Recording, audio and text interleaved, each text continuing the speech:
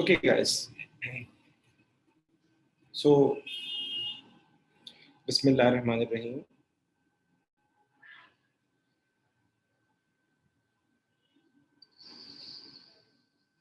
Depreciation.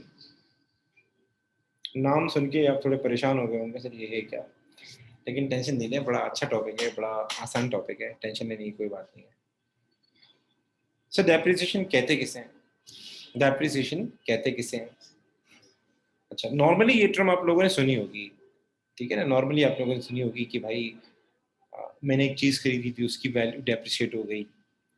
मैंने एक चीज़ खरीदी थी, उसकी जो वर्थ है वो डेप्रिशिएट हो गई। ये टर्म आप सुनते रहते होंगे। अच्छा, इसके बहुत सारे मतलब हैं। नॉर्मली जो लोग इसका मतलब लेते हैं वो ये लेते हैं कि मैंने एक चीज़ खरीदी थी, लाइक सुनिएगा गौर से। मैंने, जैसे होता है ना एप्रिशिएट, डेप्रिशिएट, अगर आपको याद आ रहा हो, एक्सचेंज रेट कभी पढ़ा हो इकोनॉमिक्स में, पाकिस्तान की इकोनॉमी को भी पढ़ा हो कि पाकिस्तान का एक्सचेंज रेट एप्रिशिएट हो गया, डेप्रिशिएट हो गया। तो डेप्रिशिएट का जो नॉर्मली मतलब दिया जाता है, औकात कम हो जाना, वैल्यू कम हो जाना, वैल्यू कम हो जाना। देख, हमारे पाकिस्तान का एक्सचेंज रेट डेप्रिशिएट कर गया, मतलब हमारे पाकिस्तान की जो वैल्यू है वो गिर गई। पाकिस्तान का एक्सचेंज रेट एप्रिशिएट कर गया, पाकिस्तान की वैल्यू क्या हो गई, करेंसी की वैल्यू बेहतर हो गई। सेम एज यहाँ भी डेप्रिसिएशन का ये मतलब है कि मैंने एक एसेट लिया था, गौर से सुनना, गौर से सुनना, 10,000 का एक एसेट लिया था, 10,000 का एक एसेट लिया था। मुझे बताएं, साल के बाद मैंने इसको खूब यूज किया, खूब इस्तेमाल किया, क्या साल के बाद वो 10,000 का ही जाएगा? अगर आप लोगों ने एक मोबाइल लिया है, आप लोगों ने एक मोबाइल लिया है 10,000 का, और खूब यूज किया, खूब इस्तेमाल किया, खूब ऑनलाइन क्लासें ली, क्या after year and, after year and वो 10,000 का जाएगा? No sir. संजना ने कहा नो सर। उसकी वैल्यू क्या हो जाएगी, कम हो जाएगी। उसकी वैल्यू क्या हो जाएगी, कम हो जाएगी। फॉर सपोज वो आपका चला जाता है 8,000 रुपए का, आप मार्केट जाके वैल्यू मालूम करते हैं, वो चला जाता है 8,000 रुपए का। तो अकाउंटिंग में ये जो आपने एसेट खरीदा था 10,000 रुपए का, जो आपने कैपिटल एक्सपेंडिचर किया था, आपने जो नॉन करंट एसेट बाय किया था, साल के बाद इसकी वैल्यू क्या हो जाएगी, कम हो जाएगी। साल के बाद इसकी वैल्यू क्या हो जाएगी, कम हो जाएगी, यूज करने की वजह से, इस्तेमाल करने की वजह से। तो ये जितनी भी वैल्यू कम हुई है, जितनी भी वैल्यू कम हुई है, कितनी कम हुई सर? 2,000 इसकी वैल्यू कम हो गई, 2,000 इसकी वैल्यू कम हो गई। अकाउंटिंग के अंदर इस 2,000 को हम प्यार से क्या कहते हैं, डेप्रिसिएशन कहते हैं, डेप्रिसिएशन कहते हैं। ठीक है, अमूमन हमारे पास जितने भी नॉन करंट एसेट है ना, लाइक मशीनरी ले लें, इक्विपमेंट ले लें, गाड़ी ले लें, तकरीबन वक्त के साथ साथ क्या होती है, इस्तेमाल करने की वजह से इनकी औकात में, इनकी वैल्यू में कमी आ जाती है, और उस चीज को प्यार से क्या कहा जाता है, डेप्रिसिएशन कहा जाता है, डेप्रिसिएशन कहा जाता है। तो कुछ लोग इसकी डेफिनेशन ऐसे भी लिखते हैं कि it is a estimated fall, it is a estimated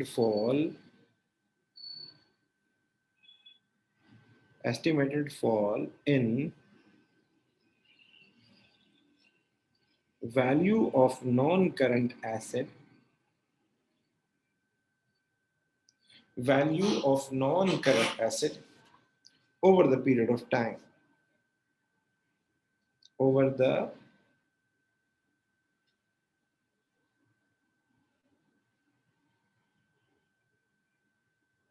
period of time. Depreciation क्या है?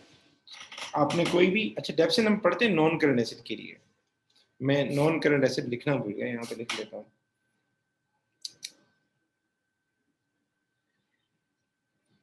नॉन करंट एसेट्स, ठीक है। अच्छा, so it is an estimated fall in value of non-current asset over the period of time, ठीक है। अब एक सवाल पैदा होता है कि सर चीजों की वैल्यू क्यों गिरती है? फैन बंद कीजिएगा यार कुछ देर के लिए।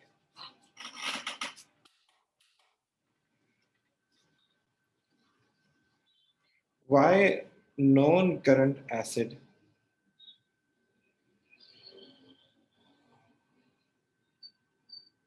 depreciate? चीजों की वैल्यू क्यों गिरती है? मेरा आप लोगों से सवाल है, क्या क्या सोचते हैं क्यों गिरती है वैल्यू? क्या रीजन हो सकता है?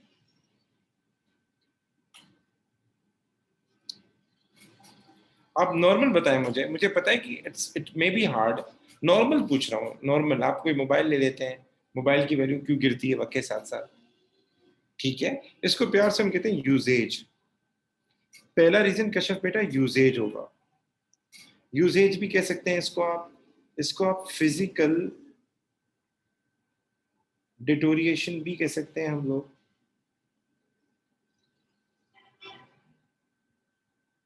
तो पहला रीजन होता है यूजेज, फिजिकल डिटोरिएशन, और वियर एंड टीयर भी कहते हैं इसको हम लोग, वियर एंड टीयर भी कहते हैं। जैसे कश्यप ने कहा ना कि हम कोई चीज यूज करते हैं, सो जाहिर ही बात है आप एक मोबाइल यूज करेंगे तो उसकी बैटरी टाइम कम हो जाएगी। मतलब एक नए मोबाइल की बैटरी टाइमिंग में और एक बिल्कुल पुराने मोबाइल की बैटरी टाइमिंग में फर्क होता है। एक नए मोबाइल की साउंड क्वालिटी में और पुराने मोबाइल की साउंड क्वालिटी में फर्क होता है। आप एक गाड़ी लेते हैं तो न्यू गाड़ी की मेंटेनेंस कॉस्ट नहीं होती, फ्यूल एवरेज बहुत अच्छी होती है, पुरानी गाड़ी की नहीं होगी, क्योंकि आपने इस्तेमाल कर लिया ना। उस हर चीज की एक लाइफ होती है, इंजन की एक लाइफ होती है, तो उसमें क्या होती है, कमी आ जाती है। एक तो ये रीजन हो गया। अच्छा क्या ख्याल है, मैंने कई बार देखा है कि फिर भी वैल्यूज गिरती हैं। मतलब you take a good care, मतलब रोजाना गाड़ी लें, सर्विस करवाएं, लेकिन फिर भी गाड़ी की वैल्यू गिरती है। हमारे पाकिस्तान में अच्छी अच्छी कारें लॉन्च हुई हैं, अच्छी अच्छी कंपनीज की, और ठड़ाक करके वैल्यूज गिरी हैं बाकायदा उनकी। लियाना एक कार होती थी किस जमाने में, आपने नहीं देखी होगी। सो मोबाइल्स को आप देख लें, समटाइम मोबाइल की वैल्यू गिर जाती है मार्केट में। एक्सीलेंट एक्सीलेंट फातिमा बेटा एक्सीलेंट। फातिमा बेटा कह रही है changes in trend, new version, advancement in technology, इसको प्यार से हम कहते हैं इकोनॉमिक रीजन। क्या कहते हैं प्यार से हम इसको, इकोनॉमिक रीजन। इकोनॉमिक रीजन ये होता है कि मार्केट में न्यू टेक्नोलॉजी का आ जाना, मार्केट में एक अच्छे प्रोडक्ट, आपके कंपेटिटर के प्रोडक्ट का आ जाना, ठीक है, मार्केट में कोई उससे उसका सब्स्टिट्यूट निकल आ जाना, इकोनॉमिक रीजन भी कहते हैं। और इसको आप कह सकते हैं एक और नाम भी, ऑब्सोलेंस। ऑब्सोलेंस भी कह सकते हैं। ऑब्सोलेंस ये होता है कि मार्केट में उससे बेहतर कोई प्रोडक्ट आ गई, मोबाइल था उससे बेहतर अच्छा मोबाइल मार्केट में आ गया, तो सम टाइम कंपेटिटर अच्छा मोबाइल लॉन्च कर लेता है, अच्छा सब्स्टिट्यूट आ जाता है, तो वैल्यू गिर जाती है। ठीक है, ये भी एक रीजन हो सकता है। थर्ड वन हमारे पास होता है टाइम। सर ये क्या है, टाइम क्या है? देखो कुछ कुछ कुछ चीजें ऐसी होती हैं जो लीज होल्ड होती हैं, कुछ चीजें ऐसी होती हैं जो लीज होल्ड होती हैं। सर क्या मतलब, कभी कभार हमारे से क्या नाम है सिंधियों में होता है मकाते भी जमीन लेना। अब आप लोगों को शायद समझ में नहीं आया, लोग क्या करते हैं, लीज होल्ड पे प्रॉपर्टी बाय करते हैं, मतलब एक पर्टिकुलर टाइम पीरियड के लिए बाय करते हैं, पर्टिकुलर टाइम पीरियड के लिए बाय करते हैं कि भाई ये चीज मैं 10 साल यूज करूंगा देन रिटर्न कर दूंगा। चले मैं इसकी एग्जांपल देता हूँ। एक बंदे ने क्या किया, ड्रीम वर्ल्ड की मेंबरशिप ली 4 इयर्स की थी, और उसने 4 लाख रुपए पे किए, 4 लाख रुपए पे किए, 4 इयर्स की थी। उसने 3 साल फायदा उठा लिया, 3 साल फायदा उठा लिया। अब सिर्फ 1 साल बच गया बस। यानी अगर वो किसी और को मेंबरशिप बेचेगा तो he will get the benefit of 1 year only, 1 year only. जब उसने खुद खरीदी थी तो 4 साल का बेनिफिट था और 4 लाख पे किए थे उसने उसके। 3 साल गुजर गए, 3 साल उसने एंजॉय किया, अब जस्ट 1 साल बचा है, 1 साल बचा है। तो किसी को भी वो बेचेगा तो उसको सिर्फ 1 ईयर का बेनिफिट देगा। तो लोग क्या करेंगे, उसको कम पैसे देंगे 1 साल के अगर वो बेचेगा। लोग यही बोलेंगे कि अगर हम न्यू बाय करते हैं, न्यू मेंबरशिप लेते हैं, तो हमें 4 साल का फायदा होगा और 4 लाख देने पड़ेंगे, तो हम आपको कम पैसे देंगे क्योंकि you are giving us 1 year benefit. तो same as leasehold property, अगर कोई है लीज होल्ड प्रॉपर्टी 10 ईयर पे, 15 ईयर्स पे, तो उसमें ये होता है कि जितना अरसा आपको गुजरेगा, आपका क्या नाम है, उसकी वैल्यू गिरती जाएगी। ठीक है ना बेटा, यहां तक बात समझ में आ रही है? ओके। एंड फोर्थ वन हमारे पास रीजन होता है डिप्लीशन। डिप्लीशन, अच्छा इसकी जगह आप टेक्नोलॉजिकल एडवांसमेंट भी लिख सकते हैं सेकंड पॉइंट में, जो है ना, जैसे वानिया बेटा ने बोला टेक्नोलॉजिकल एडवांसमेंट, ये भी लिख सकते हैं। सर डिप्लीशन क्या है? डिप्लीशन ये होता है कि लाइक आप नेचुरल रिसोर्स यूज कर रहे हैं कोई, हमारे गांव में लोग पहाड़ खरीद लेते हैं। क्यों खरीद रहे हैं सर? इसमें से मिनरल्स निकालेंगे, इसमें से रेत निकालेंगे, आगे जाके बेचेंगे। ठीक है, लोग खरीदते हैं। इसमें से मार्बल निकालेंगे, आगे जाके बेचेंगे। इसमें से दरख्त काटेंगे, आगे जाके बेचेंगे। तो फॉर सपोज आपने एक पहाड़ खरीदा मार्बल के लिए, आधा पहाड़ आपने जो है डिग करके कट करके उसमें से मार्बल निकाल लिया, बाकी बच गया आधा पहाड़। तो जाहिर बात है कल किसी को बेचेंगे तो आप सस्ता बेचेंगे ना, क्योंकि आपने आधे पहाड़ का तो बेनिफिट ले लिया आपने। या चलो मैंने आपसे एक माइन ली और उस माइन के अंदर कोयला था, मैंने आधी माइन जो थी वो यूज कर ली, आधा कोयला उसमें से निकाल लिया, बाकी आधा बच गया। तो जाहिर है जब मैं किसी को बेचूंगा तो मैं उस कीमत में नहीं बेचूंगा जितनी की मैंने ली थी, मैं थोड़ी कम प्राइस लूंगा। क्यों? क्योंकि मैंने उसमें से अच्छी खासी रिसोर्सेज क्या कर लिए, एक्सट्रैक्ट कर लिए। तो if there is any natural resource like coal mine वगैरह या कोई माइन वगैरह है, तो उसमें से जितनी भी रिसोर्सेज हम एक्सट्रैक्ट करते हैं तो एक्सट्रैक्शन की वजह से उसकी वैल्यू गिरती है। ठीक है, तो नॉर्मली ये 4 रीजन होते हैं। और अगर हम माइंड को इग्नोर कर दें, प्रॉपर्टी को इग्नोर कर दें, तो 2 रीजन होते हैं स्पेशली। अगर कोई मशीनरी है, गाड़ी है, इक्विपमेंट है, तो ये 2 रीजन होते हैं उसके पीछे पैसे, उसकी वैल्यू गिरने के। यहाँ तक बातें क्लियर है मेरी? यहाँ तक बात समझ में आ रही है?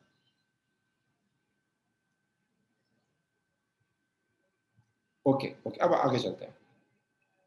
देखिए मेरा पढ़ाने का अंदाज बड़ा स्लो स्लो है, और क्या नाम है, भगाने वाले काम में कर नहीं पाता। सो कभी कभार बोर भी कर रहा होता हूँ, उसके लिए माजरत यार। अब आगे सुनिएगा जरा, अच्छा सुनिए। अब हम क्यों पढ़ रहे हैं सर, ये डेफिनेशन क्यों पढ़ रहे हैं? तो हमारे अकाउंटिंग में कॉन्सेप्ट है, आप सबने पढ़ा होगा, डेट इज प्रूडेंस। ठीक है, मैं फिर भी रिपीट कर देता हूँ प्रूडेंस कॉन्सेप्ट क्या कहता है। बुलेट पॉइंट लिख के जाओ। प्रूडेंस कॉन्सेप्ट कहता है कि जो भी एक्सपेक्टेड लॉसेज हैं,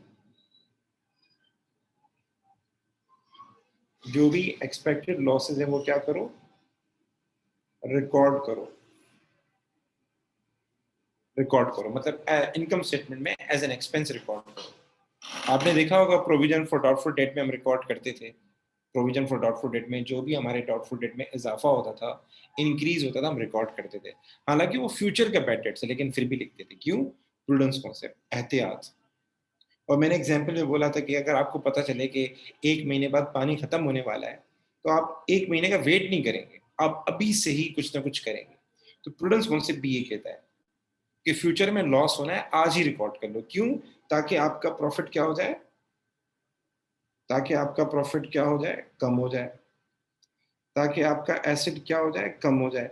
अच्छा, प्रूडेंस कॉन्सेप्ट ये नहीं कहता कि एसिड आप कम करें, प्रूडेंस कॉन्सेप्ट ये कहता है एसिड को बढ़ाओ मत, प्रॉफिट को बढ़ाओ मत, खामा मत बढ़ाओ, खामा मत बढ़ाओ। अगर आपको लगता है कोई एक्सपेक्टेड लॉस है तो उसको रिकॉर्ड करो। उसको रिकॉर्ड करने से क्या हो जाएगा, प्रॉफिट कम हो जाएगा, एसिड कम हो जाएगा। ये पॉजिटिव बात है। सर क्यों पॉजिटिव बात है? देखो जब प्रॉफिट कम होगा तो ऑनर ड्राइंग भी कम करेगा, प्रॉफिट कम होगा तो हम बिजनेस को भी सही चलाएंगे, एसेट कम होगा तो ऑनर को बिजनेस की सही परफॉर्मेंस का पता लगेगा कि मेरे एसेट की वैल्यू कम हो गई है, तो मतलब मैं और बेहतर तरीके से काम करूं और अच्छे तरीके से काम करूं। तो प्रूडेंस कॉन्सेप्ट कहता है कि जो भी फ्यूचर का लॉस है, फ्यूचर का, वो आज ही रिकॉर्ड करो, ताकि आपके एसेट, आपके प्रॉफिट ओवरस्टेट ना हो और आपके एसेट ओवरस्टेट ना हो, और दुनिया को आप जो अपनी फाइनेंशियल स्टेटमेंट है वो true and fair show off कर सके।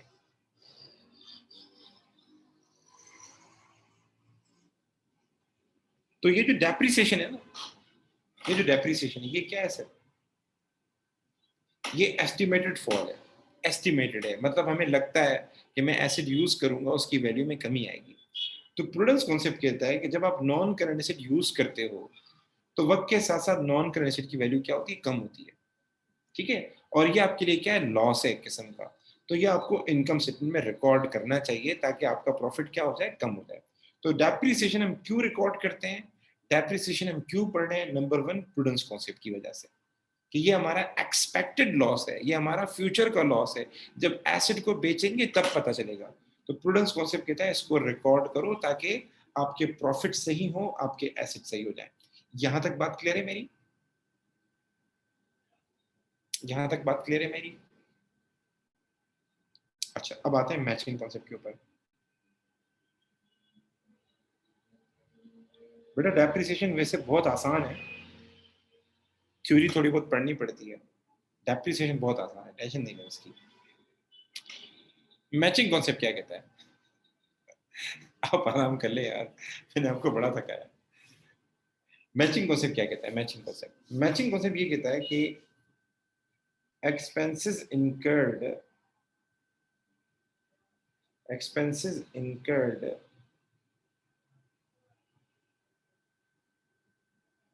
during a period, sorry, expenses incurred during a period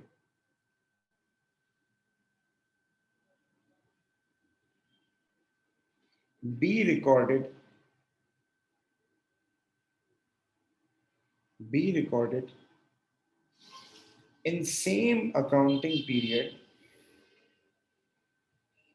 in same accounting period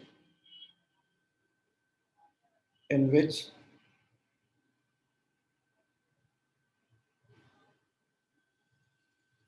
related incomes were earned. ये थोड़ा समझने पहले मैचिंग हमारे पास सर ये कॉन्सेप्ट क्या है, आप पढ़ा रहे होते हैं कॉन्सेप्ट है क्या। देखो जिस तरह हर चीज के लॉज होते हैं ना, यूनिवर्सल लॉज होते हैं, कोई भी काम होता है उसके कुछ यूनिवर्सल लॉज होते हैं। लाइक पुलिस हो गए, आर्मी में चले गए, कुछ लॉज होते हैं। तो अकाउंटिंग में भी कुछ प्रैक्टिसेस चलती हुई आ रही हैं, कुछ लॉस चलते हुए आ रहे हैं, कुछ बिहेवियर चलते हुए आ रहे हैं, कुछ बातें उनका ख्याल किया जा रहा है शुरू से। तो उनको हम प्यार से कहते हैं कॉन्सेप्ट। एक किस्म के करें ये रूल्स एंड रेगुलेशन है। अगर आप चाहते हैं कि आपका काम सही हो, आपका काम प्रॉपर हो, तो इन रूल्स एंड रेगुलेशन को आपने फॉलो करना है। ठीक है, तो ये चीजें चलती हुई आ रही है और एक हैबिट बन चुकी है, एक रूल बन चुकी है कि आपने अगर अकाउंटिंग करनी है इनको फॉलो करना है। तो एक तो प्रूडेंस है, कोई 8 के करीब हमारे कॉन्सेप्ट है जो हम गो थ्रू करेंगे। तो अभी हमने 2 पढ़े, एक प्रूडेंस है और एक मैचिंग है। मैचिंग कॉन्सेप्ट ये कहता है कि हम इनकम स्टेटमेंट बनाते हैं 12 महीने की, 12 महीने की। तो वो कहता है सेल्स 12 महीने की जाती है, तो परचेज भी 12 महीने की जाएगी। ठीक है, सेल्स 12 महीने की जाती है, तो उस सेल्स को कमाने के लिए जो वेजेस थे, उस सेल्स को कमाने के लिए जो सैलरीज आपने पे की थी, वो भी 12 महीने की जाएगी। मतलब आपकी इनकम और आपके एक्सपेंसेस एक दूसरे से मैच होने चाहिए, एक दूसरे से मैच होने चाहिए। ये सही भी है। मैं इनकम स्टेटमेंट बना रहा हूँ 2012 की, सेल्स 2012 की लिखता हूँ और एक्सपेंस 4 साल के लिख लेता हूँ, 5 साल के लिख लेता हूँ, तो मेरा लॉस आ जाएगा। फिर तो मेरा लॉस आ जाएगा, मेरा तो प्रॉफिट आएगा ही नहीं। तो अगर सही मानों में अपने प्रॉफिट देखना है, सही मानों में अपने प्रॉफिट देखना है, तो आपको क्या करना चाहिए। अगर सेल्स 12 महीने की है, सेल्स जनवरी से लेकर दिसंबर तक की है, तो एक्सपेंस भी जनवरी से लेकर दिसंबर तक का ही आना चाहिए। ठीक है, मेरी बात समझ में आ रही है। तो मैचिंग कॉन्सेप्ट से डेप्रिसिएशन पे कैसे लग रहा है। मैचिंग कॉन्सेप्ट ऐसे लग रहा है कि आपने, अब सुनिएगा गौर से, ये आपको जब मैं कराऊंगा तब समझ में आएगा, लेकिन मैं आपको आइडिया दे रहा हूँ। आपने एक एसेट लिया, नॉन करंट एसेट लिया 1 लाख रुपए का, 1 लाख रुपए का आपने एक नॉन करंट एसेट लिया 1 लाख रुपए का। ये आपका क्या है, कैपिटल एक्सपेंडिचर है। ये आपका कैपिटल एक्सपेंडिचर है। ठीक है, आपने एक खर्चा किया है, लेकिन ये आपको लॉन्ग टर्म फायदा देगा। और पता चला ये एसेट आपको 10 साल फायदा देगा। कितने साल फायदा देगा, 10 ईयर्स फायदा देगा। तो हम डेप्रिसिएशन में क्या करते हैं, मैं समझा रहा हूँ, अभी आगे मैं समझाऊंगा डिटेल में, अभी सिर्फ आपको कॉन्सेप्ट बता रहा हूँ। तो हम डेप्रिसिएशन में क्या करते हैं, अगर एक चीज 1 लाख रुपए की है और हमें 10 साल इक्वल बेनिफिट देगी, गौर से सुनना, एक चीज 1 लाख रुपए की है और हमें 10 साल इक्वल बेनिफिट देगी। ठीक है, तो जाहिर है साल के बाद क्या हो जाएगा, जब 1 साल हो जाएगा, तो इट मीन्स हमने इसमें से 10,000 का बेनिफिट अवेल कर लिया, 10,000 का बेनिफिट अवेल कर लिया, बाकी वैल्यू बच गई 90,000। मैं दोबारा रिपीट करूँ, मैंने एक चीज दी थी 1 लाख रुपए की और it will provide a benefit for 10 years. मैंने एक चीज दी थी 1 लाख रुपए की और वो मुझे बेनिफिट देगा 10 साल का, बेनिफिट देगा 10 साल का। ठीक है, अब 1 साल हो गया, 1 साल हो गया, तो इट मीन्स मैंने इसमें से 10,000 का बेनिफिट ले लिया, 10,000 का बेनिफिट ले लिया, तो बाकी कितना बचा, बाकी 90,000 का बेनिफिट बच गया। अब मैं इसमें से 90,000 का बेनिफिट ले सकता हूँ। तो हम डेप्रिसिएशन में हम क्या करते हैं कि ये 1 लाख पूरे इनकम स्टेटमेंट में नहीं लिखते, ये 1 लाख पूरे इनकम स्टेटमेंट में नहीं लिखते, हम ये लेके जाते हैं एसओएफपी में, नॉन करंट एसेट में। हम सिर्फ क्या करते हैं, इस 1 लाख में से इसको डिवाइड कर देते हैं 10 से, आंसर आ गया 10,000। कितना आ गया, 10,000। ये 10,000 over the period of 10 year लिखते हैं इसको। मतलब पहले साल में 10,000 रिकॉर्ड करेंगे, फिर दूसरे साल में एक्सपेंस में 10,000 लिखेंगे, फिर तीसरे साल में 10,000 लिखेंगे, मतलब आहिस्ता आहिस्ता करके 10,000 लेके जाएंगे। ये किसकी एप्लीकेशन है? मैचिंग कॉन्सेप्ट की। ठीक है, ये जो मैंने 10,000 निकाला है ना, इसको हम डेप्रिसिएशन कहते हैं। इसकी कैलकुलेशन पे मैं आऊंगा, आप टेंशन नहीं लें। लेकिन मेरा कॉन्सेप्ट बताने का मतलब ये है कि मैचिंग कॉन्सेप्ट ये कहता है आपके रेवेन्यू और आपके एक्सपेंसेस मैच होने चाहिए। तो एक एसेट 10 साल तक फायदा देगा, तो ये जो हमारा 1 लाख का खर्चा है पूरा एक पहले साल में नहीं रिकॉर्ड होगा। इसको हम थोड़ा पहले साल में, थोड़ा दूसरे साल में, इस तरह करते करते करते 10 ईयर में इसको रिकॉर्ड कर देंगे, 10 सालों में इसको रिकॉर्ड करेंगे। ये है मैचिंग कॉन्सेप्ट। तो ये थोड़ा सा आपको, जब मैं सवालात कराऊंगा तब आपको ये चीज ज्यादा एक्सप्लेन होगी। यहां तक बातें क्लियर है?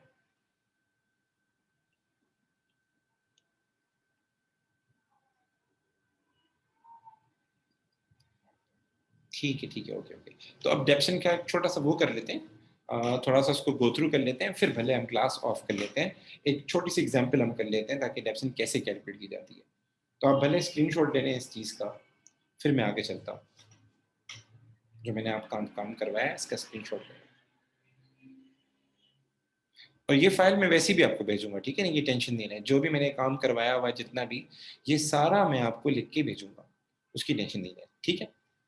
अच्छा जी, अब चलते हैं सर, डेप्रिसिएशन कैलकुलेट कैसे होती है। बाकी चीज़ें हम कल करेंगे, सिंपल कैलकुलेशन सीखते हैं। तो डेप्रिसिएशन कैलकुलेट करने के बेटा बहुत सारे तरीके हैं। 3 तरीके हमारे कोर्स में जो हम गो थ्रू करेंगे। 3 तरीके हमारे कोर्स में जो हम गो थ्रू करेंगे, उसमें से एक तरीका है हमारे पास straight line method.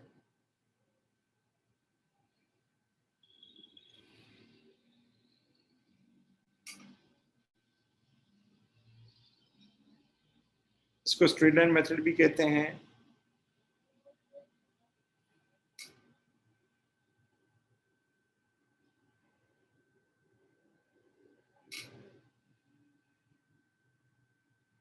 Fix instalment method भी कहते हैं, ठीक है? इसमें क्या होता है, पहले हम इसकी कैलकुलेशन समझ लेते हैं, फिर हम बाद में सारी चीज़ें आते हैं।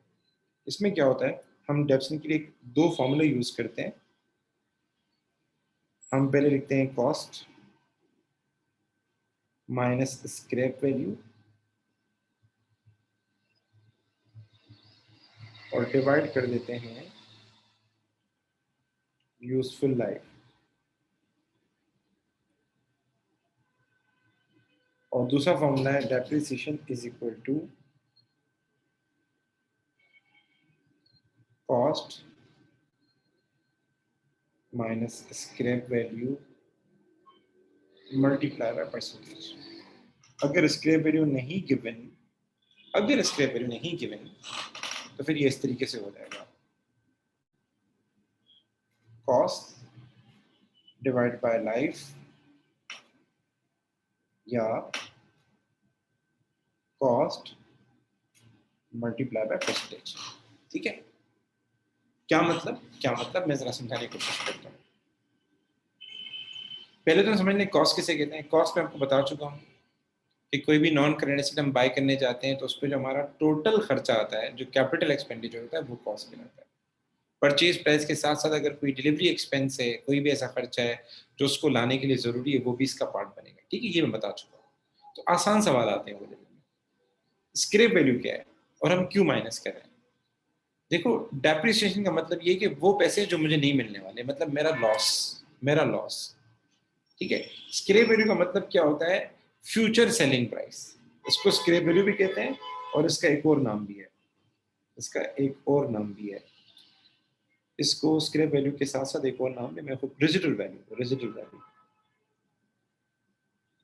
ये क्या है बेसिकली, जब आपका एसेट खत्म हो जाएगा ना, जब आपका एसेट खत्म हो जाएगा, मतलब आपके काम का नहीं होगा, तो आप जाहिर है उसको बेचेंगे तो कुछ ना कुछ तो पैसे मिल जाएंगे ना। लाइक फॉर सपोज आपने एक मशीन खरीदी, आपने 10 साल उसको यूज किया, बिल्कुल खत्म हो गई, तो भी वो किसी न किसी के काम आ जाएगी ना। लोहे के तौर पे काम आ जाएगी, टीन डब्बे वाले को काम आ जाएगी, या जो ये फैक्ट्री वाले होते हैं जो लोहा वगैरह यूज कर रहे होते हैं, किसी न किसी के काम आ जाएगी। तो व्हाट इज रेजिडुअल वैल्यू? उसको बेच के पैसे कितने मिलेंगे अगर बिल्कुल खत्म हो जाए, लाइफ पूरी हो जाए तब। ठीक है? तो इसको स्क्रैप वैल्यू भी कहते हैं, रेजिडुअल वैल्यू भी कहते हैं, और यूजफुल लाइफ के बाद जो सेलिंग प्राइस मिलती है वो भी इसको कहते हैं। ठीक है? अच्छा, तो बेसिकली फॉर्मूला हम ये वाला यूज करते हैं अगर सवाल में आपको यूजफुल लाइफ गिवन हो, मतलब ईयर्स दिए हुए, ईयर्स दिए हुए। बाज़ दफ़ा सवालों में ईयर्स नहीं दिए होते तो परसेंटेज दी होती है, तो फिर हम परसेंटेज यूज करते हैं। अच्छा, कई बार ऐसे सवाल आते हैं उसमें स्क्रैप वैल्यू होती ही नहीं है, तो फिर क्या हो जाएगा, यहाँ से स्क्रैप वैल्यू आप हटा दें तो cost divided by useful life हो जाएगा। कई बार सवाल में परसेंटेज भी दी होगी, कॉस्ट भी दी होगी, स्क्रैप वैल्यू नहीं गिवन होगी, तो स्क्रैप वैल्यू आप हटा दें। ठीक है, अब मैं आपको एक सिंपल सा सवाल करवा रहा हूँ, फिर इसकी हम फर्दर जो है चीज़ें कर समझेंगे इंशाल्लाह। मैंने एक एसेट लिया, उसकी कॉस्ट थी 2 लाख। ठीक है, अच्छा जी, और उसकी लाइफ है 4 इयर्स, और उसकी स्क्रैप वैल्यू है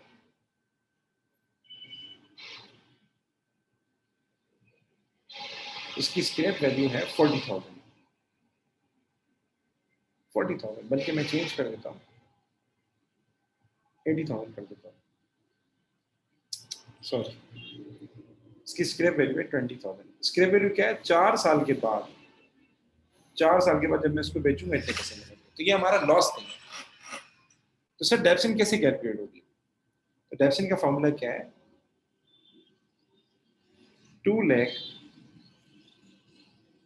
माइनस स्क्रैप वैल्यू 20,000 है, और डिवाइड कर दें इसको आप 4 से। दोबारा देख लें, कॉस्ट ये रही, मैंने कॉस्ट लिख दी, ये स्क्रैप वैल्यू है, मैंने स्क्रैप वैल्यू लिख दी, और ये यूजफुल लाइफ है। यूजफुल लाइफ का मतलब ये है कि ये कितने अरसे चलेगा। ठीक है, हर चीज़ की एक लाइफ होती है, हम इंसानों की भी एक लाइफ है, और बल्कि गारंटी तो किसी चीज़ की नहीं है, तो हर चीज़ की एक लाइफ होती है। ठीक है, एक पर्टिकुलर लाइफ होती है। अच्छा, तो हमने इसको इससे डिवाइड किया, द आंसर इज बेसिकली, आपके पास आंसर आ जाएगा 180,000। 180,000 डिवाइड बाय 4, ये हो जाएगा आपके पास, if I am not wrong, 45,000, ऐसा ही है जी। 45,000 आंसर आ जाएगा। What is 45,000? 45,000 ये बता रहा है हमें कि इसकी हर साल जो वैल्यू कम होगी वो 45,000 से कम होगी। अच्छा, डेप्रिसिएशन हर साल निकाली जाती है। देखो, वैल्यू हर साल गिरेगी, एक साल गिरेगी। मेरा एक सवाल है, मैं ये चीज 4 साल तक यूज करूंगा, 4 साल तक यूज करूंगा, तो इसकी वैल्यू एक साल गिरेगी या 4 साल तक गिरेगी? 4 साल तक गिरेगी। तो डेप्रिसिएशन में क्या होता है, अब ये पहले साल की डेप्रिसिएशन है, सेकेंड ईयर की निकालेंगे तो सेकेंड ईयर की भी यही आएगी 45,000, यही फॉर्मूला है। थर्ड ईयर की निकालेंगे, थर्ड ईयर की भी यही आएगी 45,000। ठीक है, फोर्थ ईयर की निकालेंगे तो फोर्थ ईयर की भी यही आएगी 45,000। यही सेम फॉर्मूला यूज करेंगे, फॉर्मूला कोई चेंज नहीं होगा। तो इसको स्ट्रेट लाइन मेथड क्यों कहते हैं? इसको स्ट्रेट लाइन मेथड भी इसीलिए कह रहे होते हैं कि मैं अगर ग्राफ बनाता हूं, मैं ग्राफ बनाता हूं और यहां लिखता हूं ईयर 1, ईयर 2, ईयर 3, ईयर 4, और यहां लिख देता हूं 45,000। तो पहले साल में भी 45,000 डेप्रिसिएशन, दूसरे साल में भी 45,000 डेप्रिसिएशन, तीसरे साल में भी 45,000 डेप्रिसिएशन, और चौथे साल में भी 45,000 डेप्रिसिएशन। ये बिल्कुल स्ट्रेट लाइन बन जाएगी, बिल्कुल स्ट्रेट लाइन बन जाएगी। तो इसको स्ट्रेट लाइन मेथड भी कहते हैं, और हर साल सेम आ रही है, देखना है 45,000, 45,000, 45,000, 45,000, तो फिक्स इंस्टॉलमेंट मेथड भी इसको कहते हैं। तो यहाँ तक आज के लिए सही है, ताकि हजम हो जाए। बड़े डोज दूंगा तो हजम नहीं होगा, तो कल हम इसको आगे फर्दर कंटिन्यू करेंगे। कोई सवाल हो तो पूछ लें बेटा।